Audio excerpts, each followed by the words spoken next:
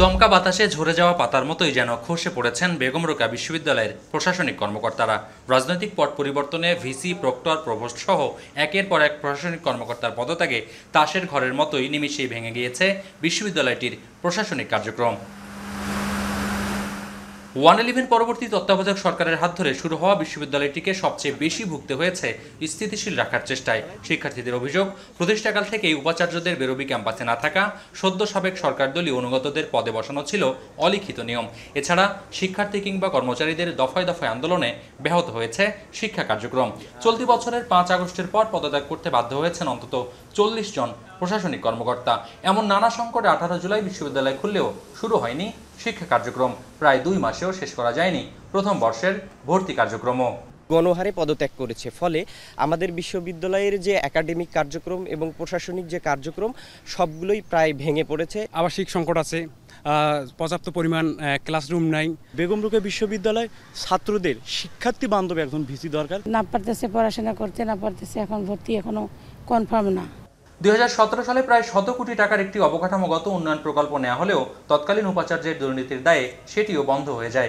তাই বিগত 1.5 দশকে গবেষণা, অবকাঠামো ও শিক্ষার বানে ক্রমেই পেছনের সারিতে থাকতে হয়েছে উত্তরের এই বৃহৎ বিদ্যাপীঠকে। এজন্য আরোপিত নিয়ম আর মেরুদণ্ডহীন প্রশাসনকে দুষছেন বিশ্ববিদ্যালয়ের শিক্ষকরা। তাই উচ্চশিক্ষাকে নির্বিঘ্ন করতে প্রয়োজনে আইনের সংস্কারও চান তারা। যোগ্যতার ভিত্তিতে যারা প্রাপ্য, যারা কাজ করতে পারবেন সেরকম উপাচার্য, উপোপাচার্য নিয়োগ দেওয়ার মধ্য দিয়ে আসলে বিশ্ববিদ্যালয়ে স্থায়ীভাবে শিক্ষার পরিবেশ সুনিশ্চিতকরণটা খুব জরুরি। আমাদের যেমন আইনের সংস্কার করতে হবে, আইনটা আমাদের পালনও করতে হবে, তাহলেই হয়তো আমাদের এই জায়গাটুকু নিশ্চিত করা সম্ভব। বিশ্ববিদ্যালয়ের জনসংযোগ বিভাগের অতিরিক্ত পরিচালক বলছেন, উপাচার্য নিয়োগ হলে স্থবির হওয়া কাজের গতি ফিরবে। তবে কবে নাগাদ ভর্তি সহ স্বাভাবিক কার্যক্রম চালু হবে এমন উত্তর নেই কারো কাছে। খুব দ্রুত যদি এই বিশ্ববিদ্যালয়ে একজন উপাচার্য বা নিয়োগ দেওয়া হয় এবং তিনি আবারও এই প্রশাসনিক পদগুলোতে কাউকে না কাউকে যোগ্য ব্যক্তিদের দায়িত্ব দেবেন এবং খুব দ্রুতই বিশ্ববিদ্যালয়ের শিক্ষা কার্যক্রম এবং প্রশাসনিক কার্যক্রম চলবে।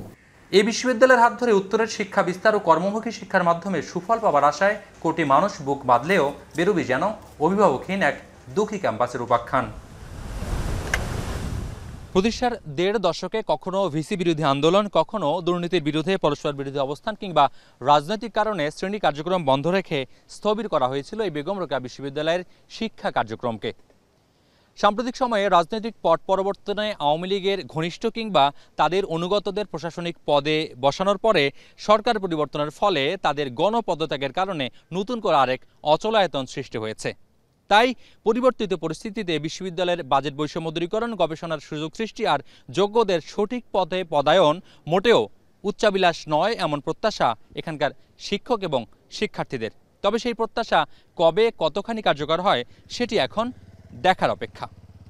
বেগম রোকেয়া বিশ্ববিদ্যালয় থেকে মোকাররম হোসাইন, এখন রংপুর। 250টিরও বেশি ডিজাইন অপশন নিয়ে ওয়ালটন স্মার্ট ফ্রিজ, বোঝে আপনার প্রয়োজন।